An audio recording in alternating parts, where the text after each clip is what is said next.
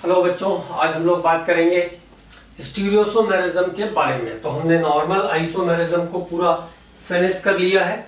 Normal isomerism में हमने सबसे पहले बात किया उसके डेफिनेशन के बारे में। Organic compound having same molecular formula but different structural formula. Due to different structures compounds having different physical and chemical properties. Structure के बदलने के कारण कंपाउंड्स की फिजिकल और केमिकल प्रॉपर्टीज जब चेंज होगी तो उसे हम कहेंगे आइसोमर्स, और इस फिनोमेना को हम कहते हैं isomerism. This phenomenon is known as isomerism. Okay, तो same molecular formula, different structural formula. Structural फॉर्मूले के बदलने के कारण फिजिकल और केमिकल प्रॉपर्टीज चेंज हो जाएंगे कंपाउंड्स के, इनको हम कहते हैं आइसोमर्स। इसके बाद इसके आए टाइप्स। तो स्ट्रक्चरल के जो टाइप्स थे उसमें सबसे पहले हमने डिस्कस किया chain isomerism. Due to differ only in arrangement of carbon atom, जिसमें कार्बन एटम का अरेंजमेंट चेंज होगा वो चेन आइसोमेरिज्म कहलाएंगे। पैरेंटल चेन या बेस चेन में कार्बन का अरेंजमेंट चेंज होगा तो चेन आइसोमेरिज्म। जैसे हमने कहा ब्यूटेन के 2 चेन आइसोमर्स बनते हैं, नॉर्मल ब्यूटेन, आइसोब्यूटेन। पेंटेन के 3, हेक्सेन के 5, और एल्कीन्स भी मिनिमम 4 कार्बन का होगा तो वहां चेन आइसोमेरिज्म आपको देखने को मिलेगी। अल्काइंस मिनिमम आपको 5 कार्बन के चाहिए चेन आइसोमेरिज्म के लिए। देन हमने डिस्कस किया पोजिशनल।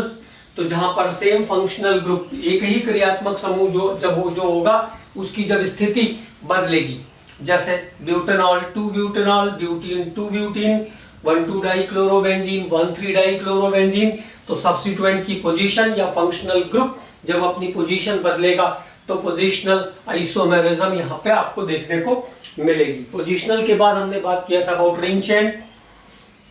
तो रिंग चेन में क्या ध्यान रखना है, same molecular formula but have a open chain and a close chain structure. अणुसूत्र समान होगा लेकिन उससे एक खुली श्रृंखला और एक बंद श्रृंखला, बंद संरचना प्राप्त होगी। एक ओपन चेन और एक क्लोज स्ट्रक्चर मिलेगा आपको, तो इसको कहेंगे रिंग चेन आइसोमेरिज्म।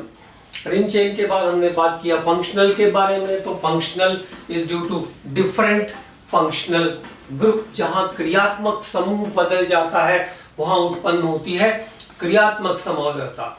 जैसे मिथॉक्सी मीथेन और इथेनॉल एक दूसरे के फंक्शनल आइसोमर है। ग्लूकोज, फ्रक्टोज एक दूसरे के फंक्शनल आइसोमर है। साइनाइड, आइसोसाइनाइड एक दूसरे के फंक्शनल आइसोमर है। तो ये ध्यान रखना है।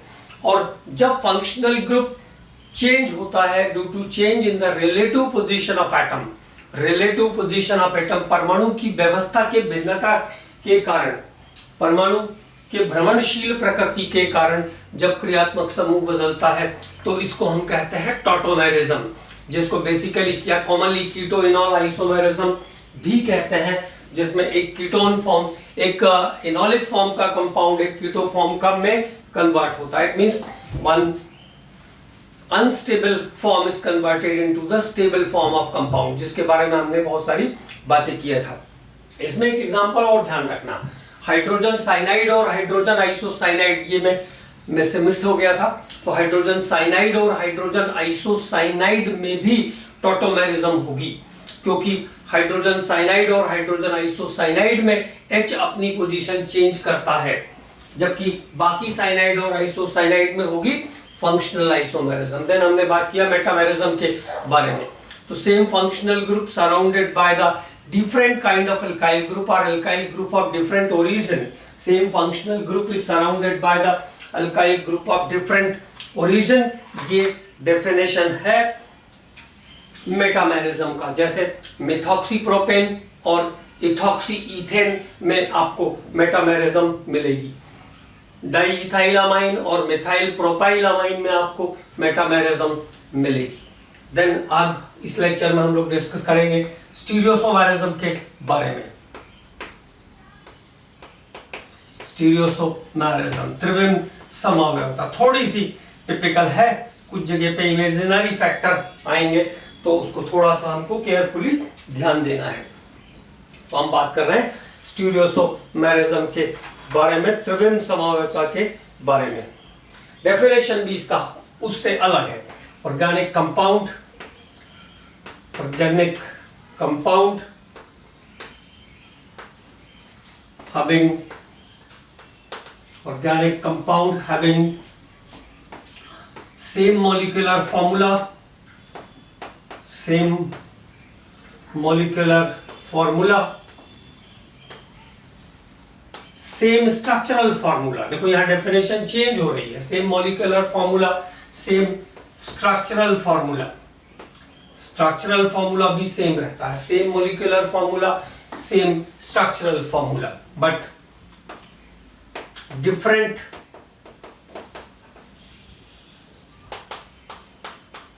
स्पेशल अरेंजमेंट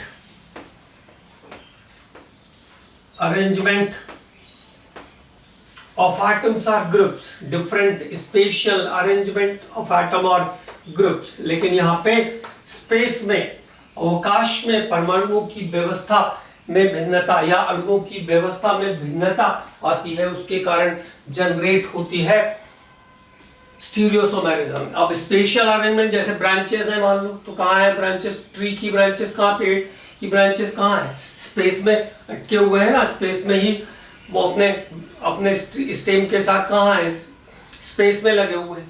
तो ये स्पेशल अरेंजमेंट का मतलब यहाँ पे है स्पेस में अरेंजमेंट का चेंज होना, मतलब खाली जगह पे स्पेस अरेंजमेंट का चेंज होना। तो organic compound having same molecular formula, same structural formula, different spatial arrangement of atoms और groups, different spatial arrangement of atoms or groups give rise stereosomerism, give rise stereosomerism। तो इससे उत्पन्न होती है त्रिविम समवेतता, इससे उत्पन्न होती है त्रिविम समवेतता या स्टीरियोसोमेरिज्म।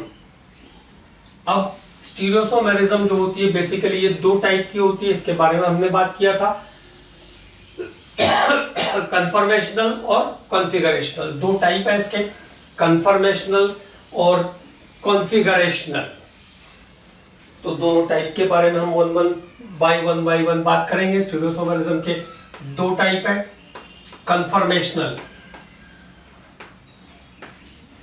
कन्फर्मेशनल को हिंदी में कहते हैं समरूपण, समरूपण, जिसमें स्टीरियोसोमर्स के जो फॉर्म होते हैं वो इंटर कन्वर्टेबल होते हैं, क्योंकि इनमें मॉलिक्यूल के जो एटम्स हैं उनमें सिंगल बॉन्ड प्रेजेंट होता है।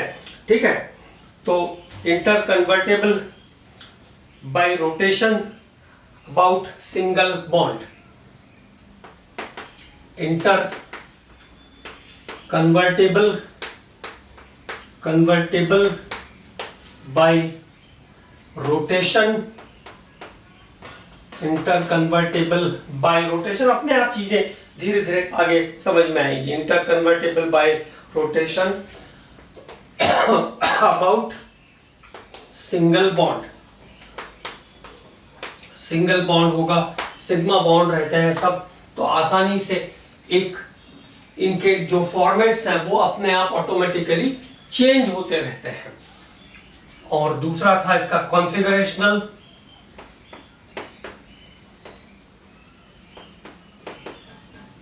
no interconvertibility, no interconvertibility without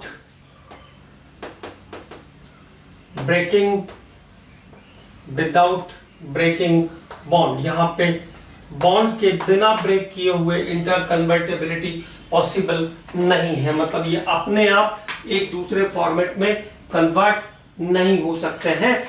ये इंपॉर्टेंट फिनोमेना यहाँ पे आपको ध्यान रखना है। अब होता क्या है मैं आपको बताता हूँ। जैसे मान लीजिए एक ये कोई मॉलिक्यूल है, यहाँ रफ सरफेस है, 2 और 3 प्लेन सरफेस है, लेकिन सब सरफेसेस कैसी हैं, अलग अलग है। अब मान लो किसी मॉलिक्यूल में सिंगल बॉन्ड प्रेजेंट है, that is a single bond, single pen use किया मैंने, तो आसानी से ये क्या कर रहा है, देखो कन्वर्ट होते जा रहा है, अपने फॉर्मेट्स को कन्वर्ट करते जा रहा है,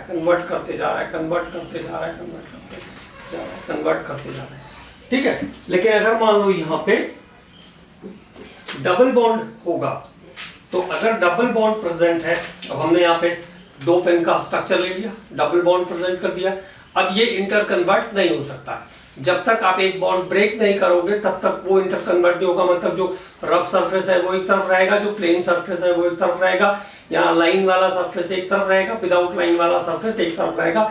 there is no chance of conversion. तो इट इज द स्टीरियोसोमेरिज्म, इसको हम कहते हैं स्टीरियोसोमेरिज्म, जहां स्पेशल अरेंजमेंट चेंज होगा, बार बार व्यवस्था में परिवर्तन आएगा विदाउट ब्रेकिंग बॉन्ड, वो कन्फर्मेशन। और जहां पर बिना बॉन्ड को ब्रेक किए हुए फॉर्मेट चेंज नहीं हो सकते हैं, उसको हम कहते हैं कॉन्फिगरेशनल आइसोमेरिज्म। अब कन्फर्मेशनल अपने आप में एक टाइप है, तो क्या क्या इंपॉर्टेंट बातें इससे हमें ध्यान रखना है, क्योंकि ये कहीं ना कहीं सिलेबस में इंक्लूड है, ये ध्यान रखना है, तो इस पे काम भी अच्छे से करना पड़ेगा। मतलब तो कन्फर्मेशनल, किसी भी मॉलिक्यूल के इनफाइनाइट कन्फर्मेशंस मिल सकते हैं, पहली बात तो ये ध्यान रखना है। Infinite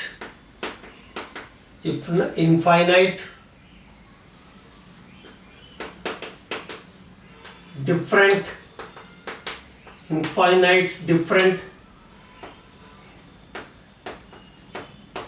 spatial arrangement, infinite different spatial arrangements are possible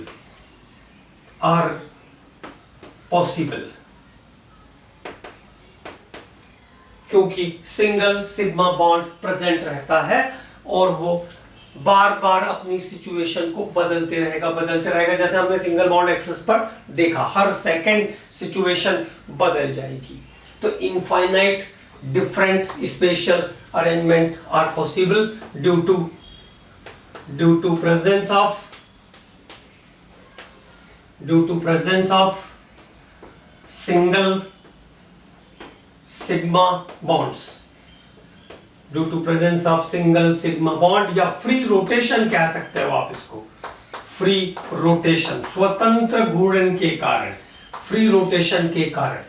ठीक है। अब इनफाइनाइट कन्फर्मेशंस किसी भी मॉलिक्यूल के पॉसिबल है, लेकिन हम इनफाइनाइट के बारे में तो बात करेंगे नहीं, हम तो एक लिमिटेड चीज को पढ़ेंगे ना। तो हम क्या करते हैं, उसमें से जो एक्सट्रीम पोजीशन होती है उसको स्टडी करते हैं। स्टडी ओनली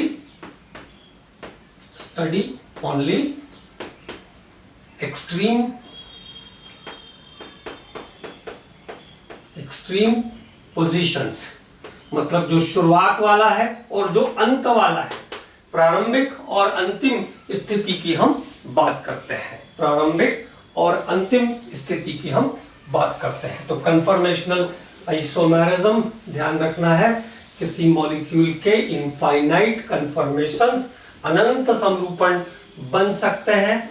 हम किसके बारे में बात करेंगे, केवल जो एक्सट्रीम पोजीशन है, मतलब मिनिमम और मैक्सिमम क्या हुआ उसके बारे में स्टडी करेंगे। अब यहां पे हम बात करते हैं कन्फर्मेशन ऑफ ईथेन। तो चीजें बहुत अच्छे से ध्यान रखते हुए चलना है। कन्फर्मेशन ऑफ ईथेन, तो देखो ईथेन हुआ C2H6, ईथेन क्या हुआ C2H6, जिसमें आए 2 methyl group, 2 CH3 group. Ethane क्या हुआ C2H6, 2 मिथाइल ग्रुप, ये सिंगल बॉन्ड कार्बन कार्बन के बीच, जिसके कारण ये फ्रीली रोटेट करेंगे। हाइड्रोजन भी सब सिंगल बॉन्ड से जुड़े हुए हैं, तो ये बात तो नेचुरली कंफर्म हो गई कि इसके इनफाइनाइट कन्फर्मेशन मिलेंगे। अब हम जिन सिचुएशंस को स्टडी करेंगे वो कौन सी है उसकी बात करते हैं। तो कन्फर्मेशन ऑफ ईथेन हम मेनली बात करते हैं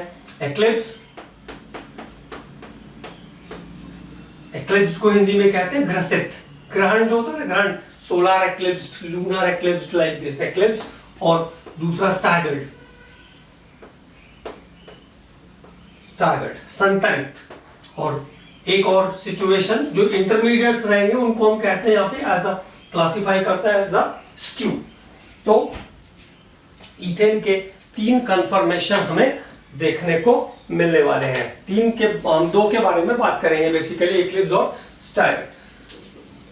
तो देखो जैसे एक कार्बन के पास 3 हाइड्रोजन, दूसरे के पास भी 3 हाइड्रोजन। अब अगर ये शुरुआती दौर में ऐसे है तो आपको सब दिख रहा है, ऑल मैक्सिमम डिस्टेंस ये इतनी हो सकती है ना फिंगर्स की, तो ये 3 हाइड्रोजन, ये 3 हाइड्रोजन, ये बीच का सेंटर कार्बन का एक, तो सबके सब आपको दिख रहे हैं और ये मैक्सिमम डिस्टेंस पर है। तो जब ये मैक्सिमम डिस्टेंस पर होता है तब इसको हम कहते हैं स्टैगर्ड। और अगर ये घूमते घूमते मान लो धीरे धीरे धीरे धीरे धीरे धीरे चेंज करते हुए ये इस तरीके से आगे पीछे पीछे एक दूसरे के, तो now you can see only 3 fingers. अब आपको केवल 3 ही दिखाई दे रही, 3 पीछे वाले छुपे हुए हैं, ठीक है। तो जब हाइड्रोजन एटम नियरेस्ट डिस्टेंस पर आ जाते हैं, एकदम पास पास होते हैं, तो 3 दिखेंगे और 3 नहीं दिखेंगे। देखो ये था, यहाँ पे सब विजिबल थे पूरे के पूरे 6। अब ये वापस आए वापस आए वापस आए वापस आए, एकदम नियरेस्ट डिस्टेंस पे आ गए, तो 3 ही दिख रहे हैं, 3 नहीं दिख रहे। This is called eclipse. और इस मैक्सिमा से लेके मिनिमा तक के बीच की जो सिचुएशंस आई, it is classified as skew. उसको हम कैसा क्लासिफाई करेंगे? स्क्यू जैसा क्लासिफाई करेंगे। तो अब 1 बाय 1 तीनों के बारे में हम लोग बात करते हैं। तो इथेन के 2 एक्सट्रीम पोजीशन है, एक्लिप्स और स्टैगर्ड। तो एक्लिप्स और स्टैगर्ड के बारे में बात करते हैं पहले। एक्लिप्स्ड हिंदी में कहते हैं ग्रसित अवस्था। Hydrogen atom of both methyl group are at the nearest distance, जिसमें दोनों हाइड्रोजन के जो मिथाइल ग्रुप हैं उनके हाइड्रोजन पास पास है, नियरेस्ट डिस्टेंस पर है। Hydrogen atom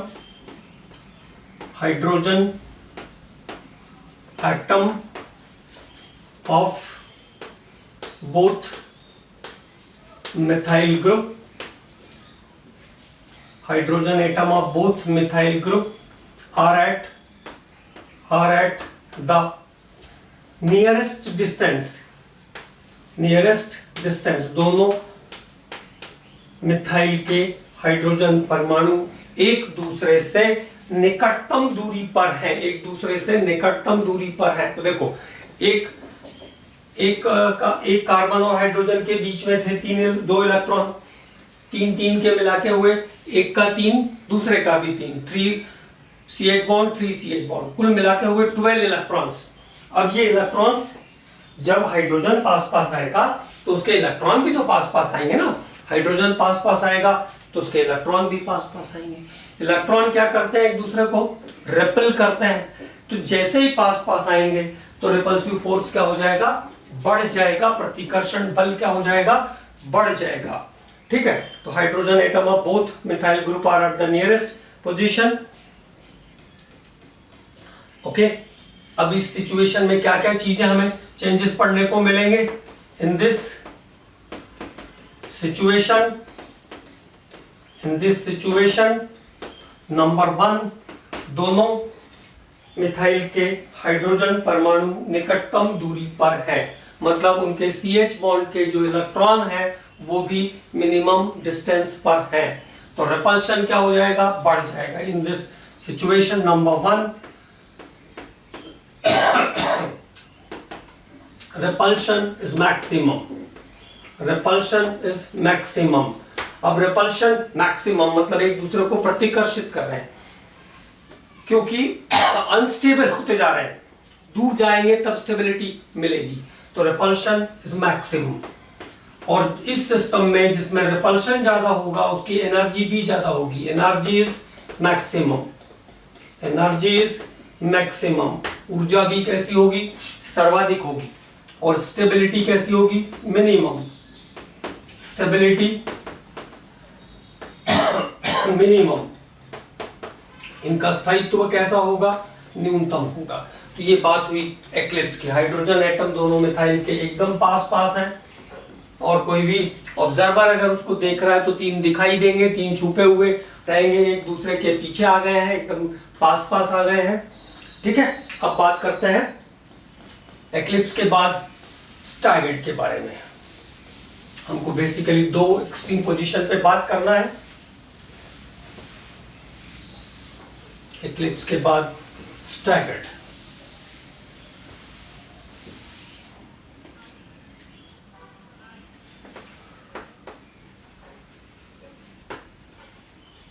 staggered hydrogen atom of both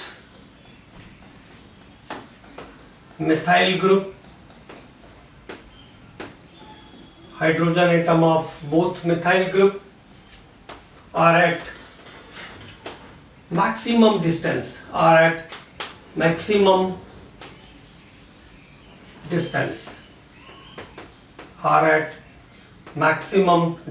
दोनों मिथाइल के हाइड्रोजन परमाणु एक दूसरे से अधिकतम दूरी पर है, मैक्सिमम डिस्टेंस पर है। तो मैक्सिमम डिस्टेंस पर होंगे तो उनके इलेक्ट्रॉन क्लाउड भी मैक्सिमम डिस्टेंस पर होंगे और इस सिचुएशन में रिपल्सिव फोर्स मिनिमम होगा।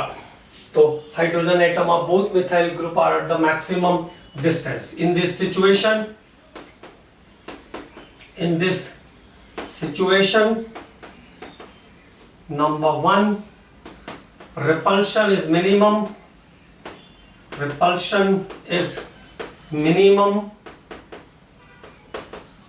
इस स्थिति में प्रतिकर्षण जो होगा वो न्यूनतम होगा। repulsion is minimum, energy is minimum,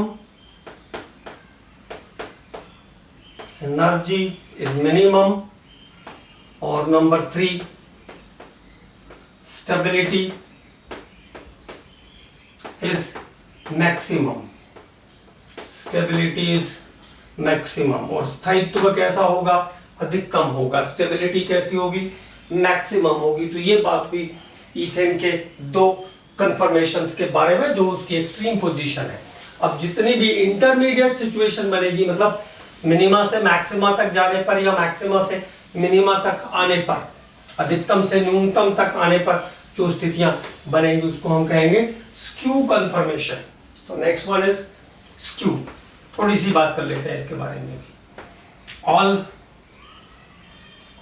infinite confirmations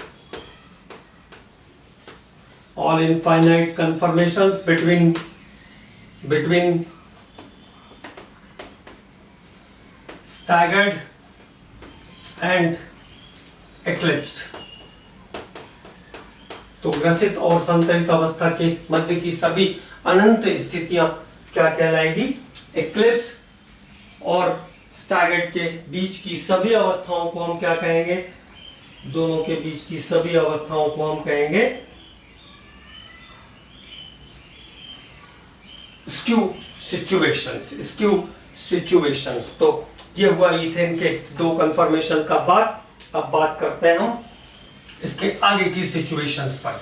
तो सबसे पहले हम क्या करते हैं, इनको रिप्रेजेंट कैसे करते हैं उसकी बात करते हैं। डायग्रामेटिकली कैसे रिप्रेजेंट करते हैं, क्योंकि उस पर भी क्वेश्चन आता है। तो सबसे पहला जो रिप्रेजेंटेशन है वो है Newman's projection. How to represent by Newman's projection.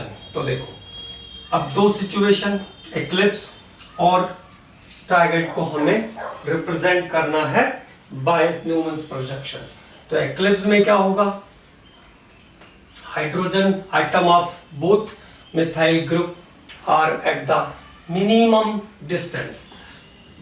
दोनों मिथाइल के हाइड्रोजन परमाणु एक दूसरे से न्यूनतम दूरी पर होंगे, मतलब एक दूसरे के बिल्कुल क्लोज होंगे, एक दूसरे के बिल्कुल पास होंगे।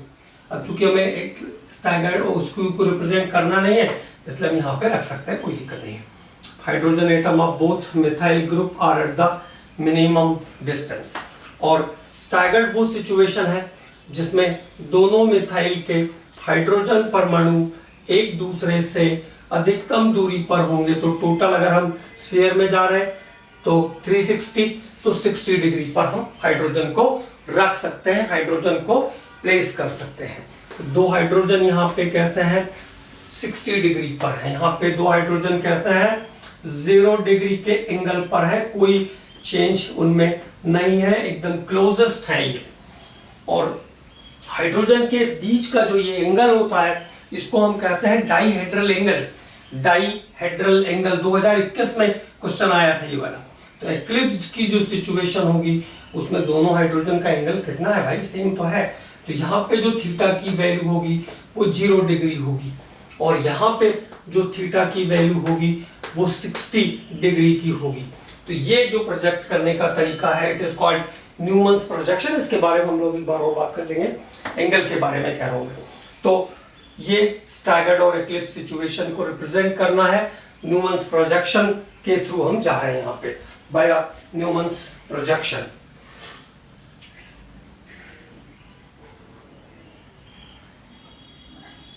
Bye Newman's projection. अब हम लोग न्यूमन्स प्रोजेक्शन के बाद एक और प्रोजेक्शन पे काम करेंगे और वो है साहर्स प्रोजेक्शन।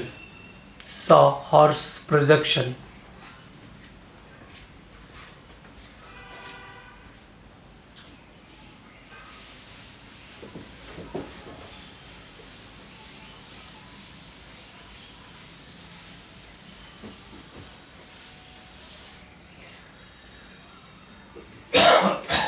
तो अगला है साहर्स प्रोजेक्शन। थोड़ा सा इसमें और अच्छे से ध्यान रखना है क्योंकि ये बड़े क्लोज टू क्लोज दिखता है। उसका एक तरीका तो मैं आपको बताऊंगा, लेकिन फिर भी ध्यान रखना है। अगर दोनों मिथाइल के जो हाइड्रोजन एटम है उसमें डबल हाइड्रोजन का सेट सेम साइड है, दो हाइड्रोजन को ऊपर, जैसे ऊपर दो रखे हैं या नीचे दो रखे हैं, बात एक ही है, तो इसको कहेंगे हम एक्लिप्स। This is eclipse. ये एक्लिप्स सिचुएशन कहलाती है। और अगर डबल हाइड्रोजन के सेट में, दो हाइड्रोजन के सेट में एक का दो हाइड्रोजन नीचे है, एक का दो हाइड्रोजन ऊपर है, तो इसको हम कहते हैं स्टैगर्ड। मतलब ये कॉमन तरीका है पहचानने का, ऐसा कोई साइंटिफिक बात नहीं कर रहा हूं। एक बच्चों को कैसे पहचानना है उसकी बात कर रहे हैं। यहाँ पे दो हाइड्रोजन के बीच का जो डिस्टेंस रहता है ये 2.29 एंगस्ट्रॉम के आसपास रहता है। 2.29 एंगस्ट्रॉम रहता है, जबकि स्टैगर्ड में 3.1 एंगस्ट्रॉम का डिस्टेंस रहता है। 3.1 एंगस्ट्रॉम का डिस्टेंस रहेगा स्टैगर्ड में। तो ये दो डिफरेंट मेथड जिससे हम स्टैगर्ड और स्क्यू को रिप्रेजेंट करते हैं। ये दो डिफरेंट मेथड जिससे स्टैगर्ड और स्क्यू को हम रिप्रेजेंट करते हैं। ये दोनों क्लियर? तो डाईहेड्रल एंगल का ध्यान रखना है, वो एक्लिप्स में 0 डिग्री पे रहेगा और स्टैगर्ड में 60 डिग्री पर रहता है।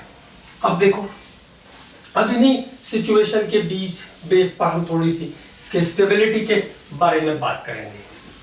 थोड़ी सी इसके स्टेबिलिटी के बारे में हम बात करेंगे। तो रिलेटिव स्टेबिलिटी ऑफ कंफर्मेशन। तो अब हम लोग बात करते हैं relative stability of conformers. Conformers की स्टेबिलिटी कैसे बदलती है, इस टॉपिक पर अब हम लोग बात करने वाले हैं। Relative stability of conformers. तो देखो, इथेन के अंदर दो मिथाइल ग्रुप, एक मिथाइल ग्रुप के पास 3 हाइड्रोजन, तो कार्बन से बॉन्डेड है हाइड्रोजन, तो एक कार्बन हाइड्रोजन के बीच में 2 इलेक्ट्रॉन और 3 के बीच में 6 इलेक्ट्रॉन, दोनों के मिला के 12 इलेक्ट्रॉन। तो जैसे ये 3 मान लीजिए हाइड्रोजन एटम है और ये अभी मैक्सिमम डिस्टेंस पर है। तो जब हाइड्रोजन अधिकतम दूरी पर है तो इनके इलेक्ट्रॉन भी इसका मतलब अधिकतम दूरी पर है।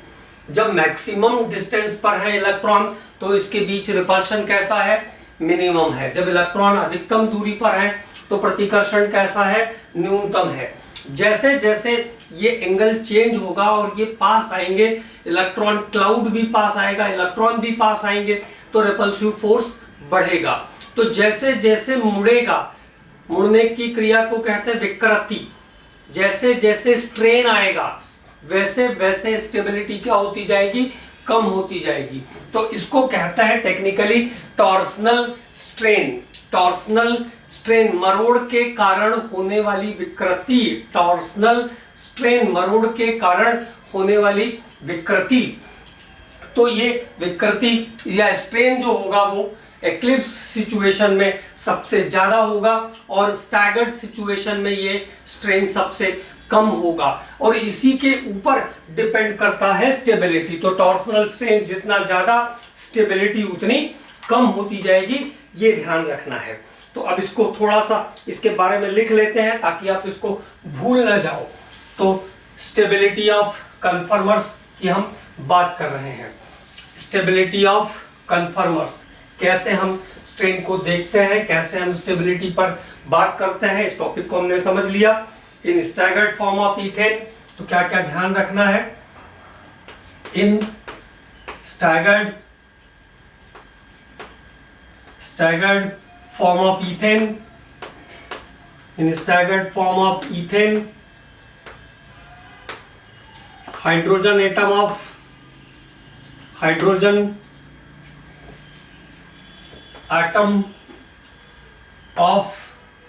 both methyl group, hydrogen atom of both methyl group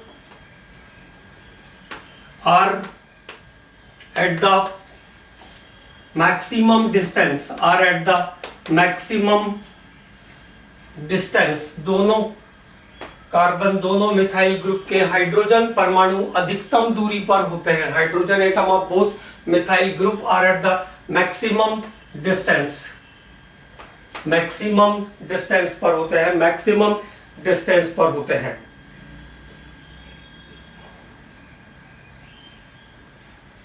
and the electron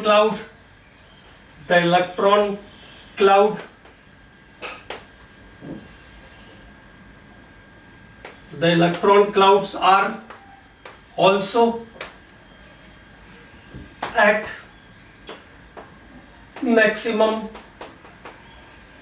distance। तो इनके इलेक्ट्रॉन क्लाउड भी मैक्सिमम डिस्टेंस पर होंगे, इलेक्ट्रॉन भी इनके अधिकतम दूरी पर होंगे, maximum distance. And the repulsion is minimum, और इनके बीच जो प्रतिकर्षण होता है वो मिनिमम होता है। The repulsion is minimum, इनके बीच का जो प्रतिकर्षण होता है वो न्यूनतम होता है। The repulsion is minimum and stability is maximum, और स्टेबिलिटी कैसी होती है, मैक्सिमम होती है। स्टेबिलिटी कैसी होती है, मैक्सिमम होती है। Stability is maximum when electron cloud come closer, जब हाइड्रोजन पास आएगा तो इलेक्ट्रॉन क्लाउड भी पास आएगा। when electron cloud come closer,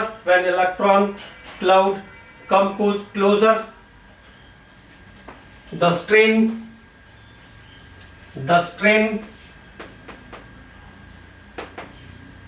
is increases, तो विकृति क्या होगी, बढ़ेगी। the strain is increases, is called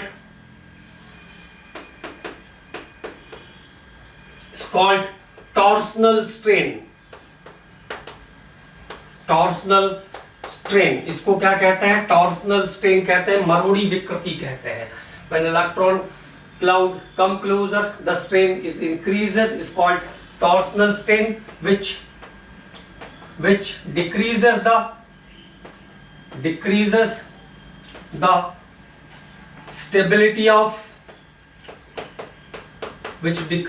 stability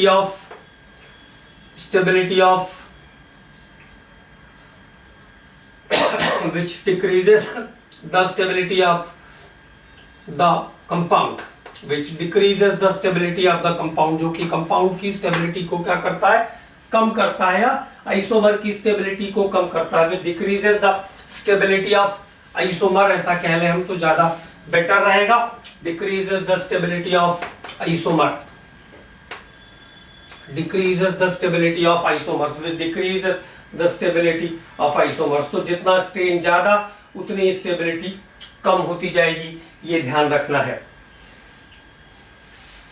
और दो हाइड्रोजन के बीच का जो एंगल होगा उसको डायहेड्रल एंगल कहते हैं। जैसे जैसे कम होते जाएगा वैसे वैसे स्टेबिलिटी भी कम होती जाएगी, जैसे जैसे एंगल कम होते जाएगा वैसे वैसे स्टेबिलिटी कम होती जाएगी। तो एक लाइन और बढ़ा लेते हैं।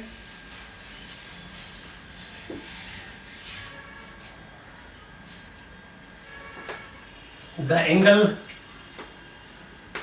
Between two hydrogen atoms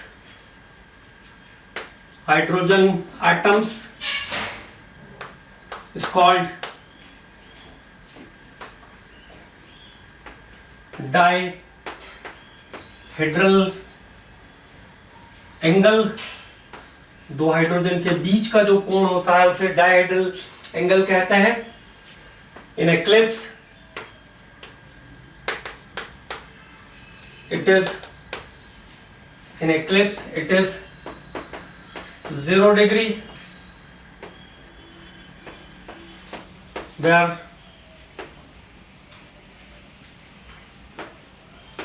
in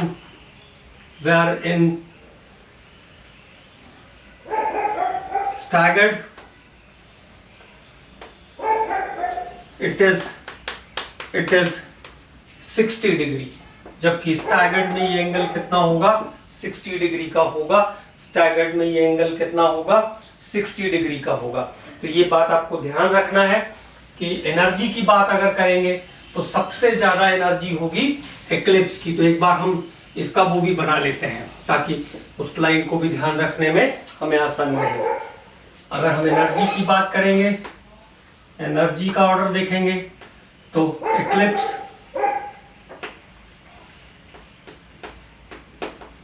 eclipsed, then skew, then staggered। और अगर हम बात करते हैं स्टेबिलिटी की, तो स्टेबिलिटी की जब हम बात करेंगे तो staggered, then skew और then eclipsed। और जो डिफरेंस होता है एनर्जी का, the difference of energy between एक्लिप्स्ड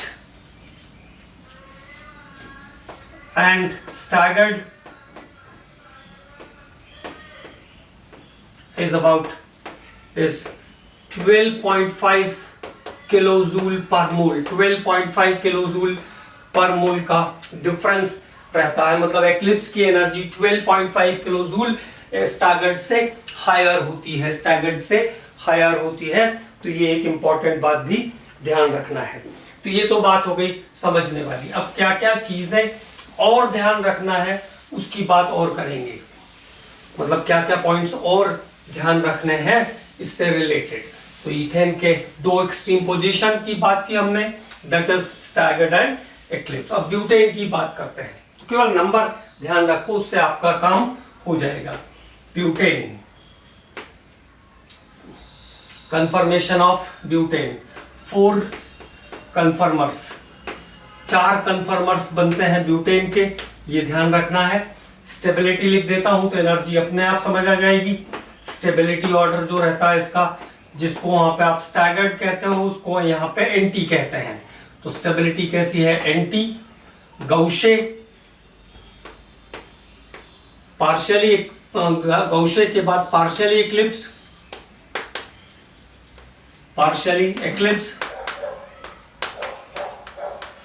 और फिर फुली एक्लिप्स।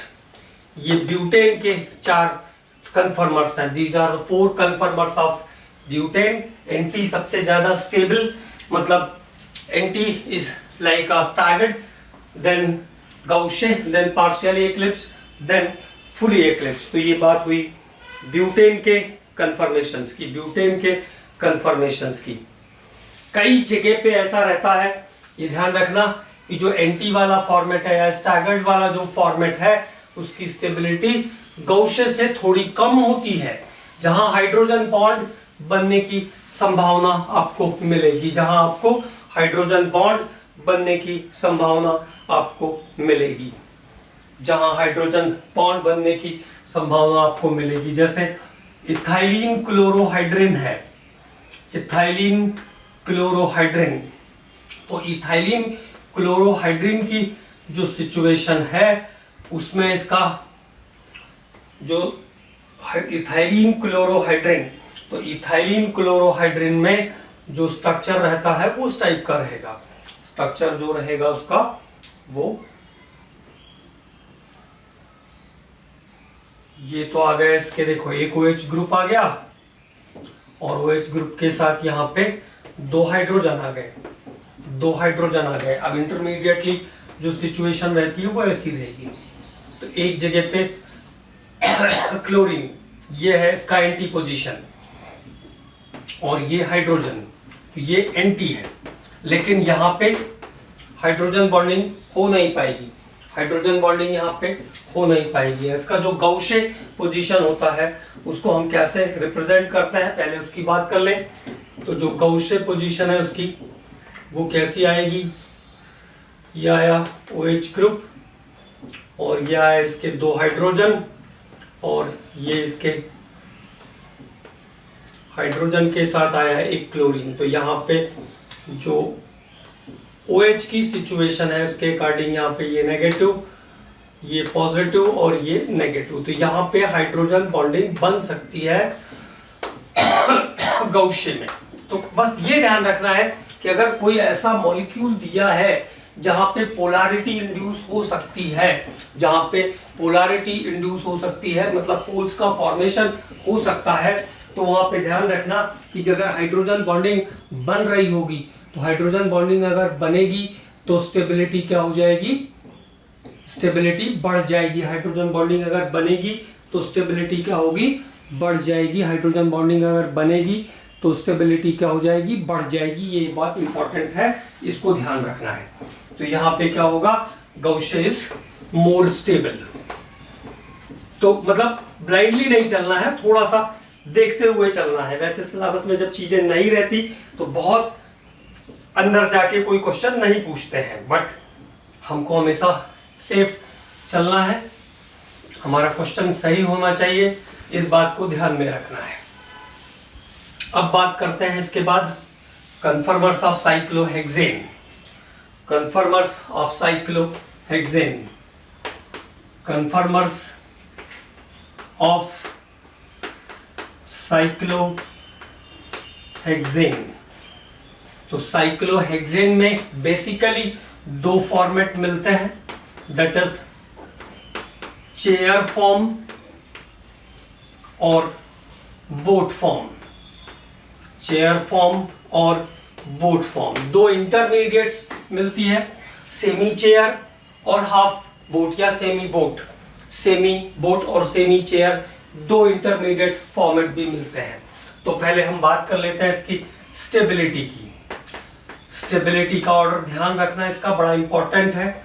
सबसे ज्यादा स्टेबल होता है चेयर, फिर इसके बाद होता है सेमी बोट, मतलब जो काम की चीजें है ना उस पर बात कर रहे हैं। सेमी बोट के बाद होता है बोट, और बोट के बाद होता है फिर सेमी चेयर। सेमी चेयर ये याद रखना है भैया, कुछ चीजें याद भी रखने की आदत डालनी है। अब देखो, जैसे हमने कहा बोट फॉर्म और चेयर फॉर्म कैसे ड्रॉ होंगे, तो उसकी बात कर लेते हैं। स्टेबिलिटी ऑर्डर ध्यान रखना है, चेयर, फिर सेमी बोट, फिर बोट और फिर सेमी चेयर, ये इसका स्टेबिलिटी ऑर्डर है।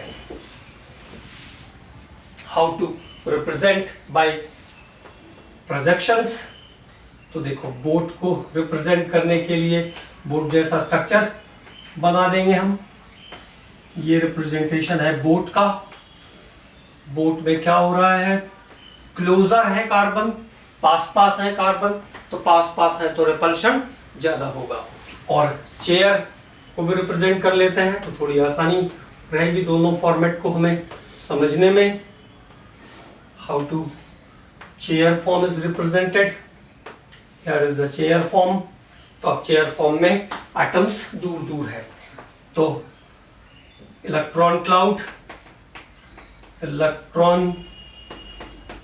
clouds are at the minimum distance पर है इलेक्ट्रॉन क्लाउड। तो रिपल्शन कैसा होगा,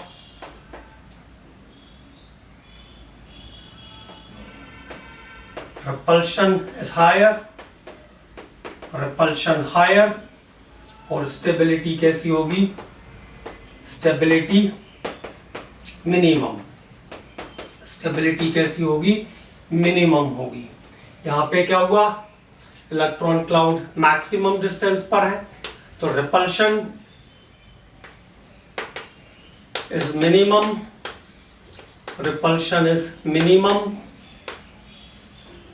and stability is higher। बाकी इसके जो फॉर्मेट्स बनाए हैं स्टेबिलिटी वाले वो ध्यान रखना है, चेयर, सेमी बोट और फिर सेमी चेयर।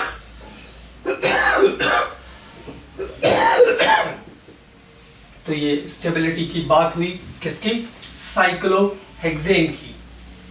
अब यहां पे एक और छोटी सी हम बात करेंगे, वो है बेयर्स स्ट्रेन थ्योरी की। छोटी सी बात, stability of साइक्लोअल्केन,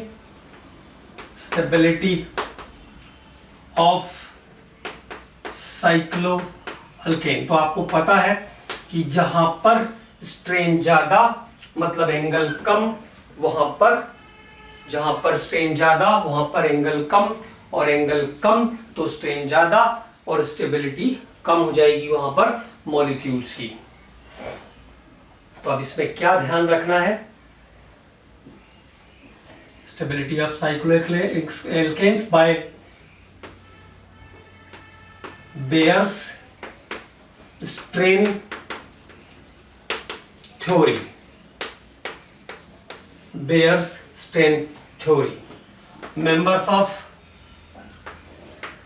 members of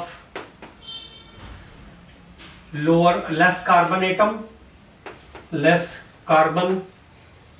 atoms are less stable, where members of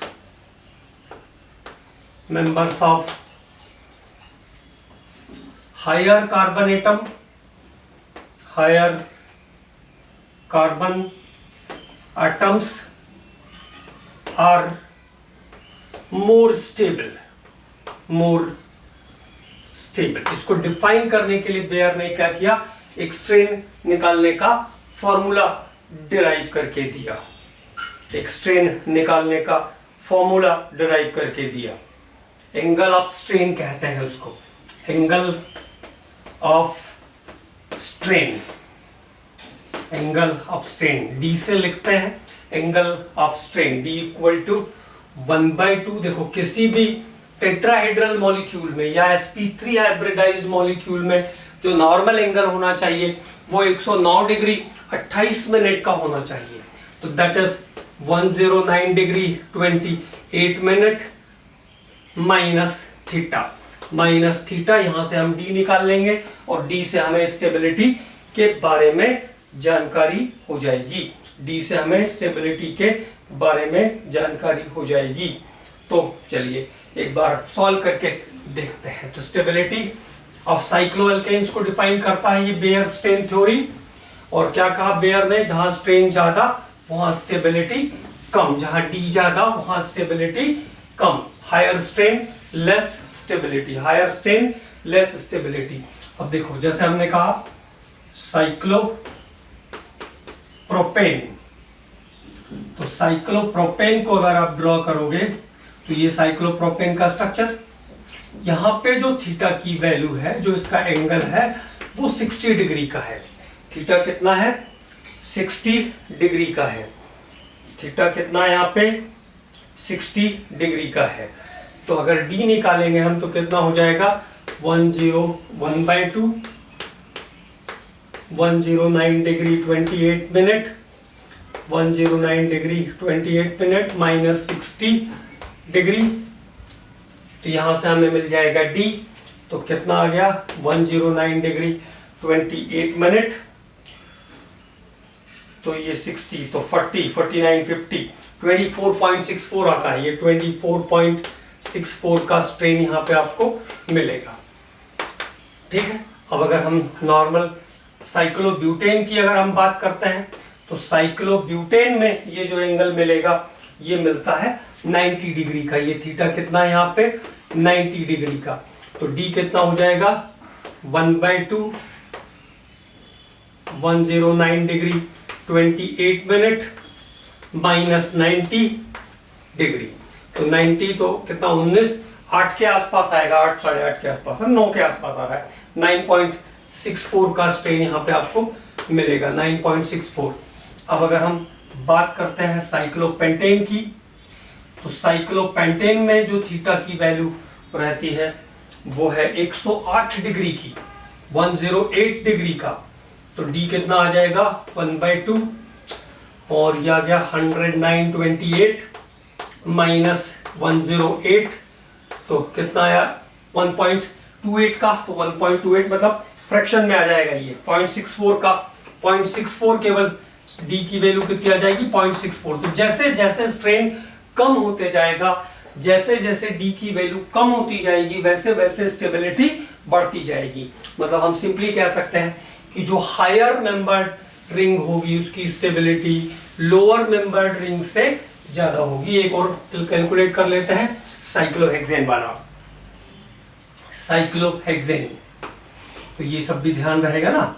cyclohexane, cyclohexane में एग्जैक्टली 120 का बॉन्डिंग एंगल मिलता है। थीटा की वैल्यू कितनी है यहाँ पे? अल्फा की वैल्यू भी कहते हैं इसको 120, तो 1/2, 109 डिग्री 28 मिनट माइनस 120। अब ये कितना आ गया? 12 डिग्री के आसपास का यहाँ डिफरेंस आ गया, तो माइनस में चला जाएगा। ये -5.36, -5.36। तो less D, less the value of D, less the value of D, higher the stability, higher the stability, higher the stability. तो स्टेबिलिटी उतनी ज्यादा होगी, हायर द स्टेबिलिटी। ये ध्यान रखना है। ये हुआ आपका पूरा का पूरा कन्फर्मेशनल आइसोमेरिज्म। नेक्स्ट लेक्चर में हम लोग स्टार्ट करेंगे ज्योमेट्रिकल आइसोमेरिज्म और उसके आगे के हिस्से को। तो नेक्स्ट लेक्चर में ज्योमेट्रिकल पे बात करेंगे।